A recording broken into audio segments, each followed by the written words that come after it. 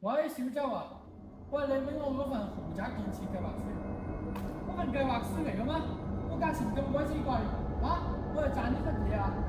嗱，我嗰日喺網上面見咗有笪地，好鬼死平嘅，就10年前啫嘛，個孤兒院啊，俾人着火燒咗啦，所以鬼死咁平。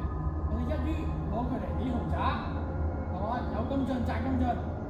嗱，你轉頭同我去揾嗰個樓經理，係啊，叫佢轉頭帶我去睇下笪地，我哋睇下適唔適合起樓，唔適合都要起㗎啦，就係咁咯。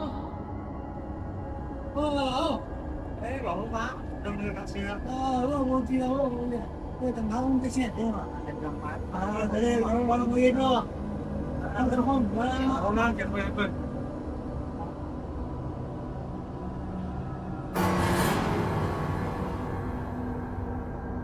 老闆啊，有冇嘢啊？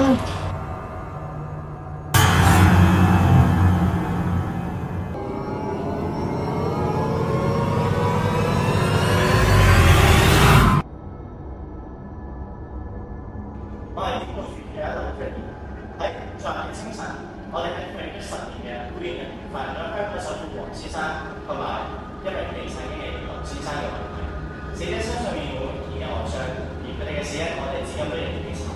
我哋喺呢度向佢哋嘅家屬予以深切嘅慰問。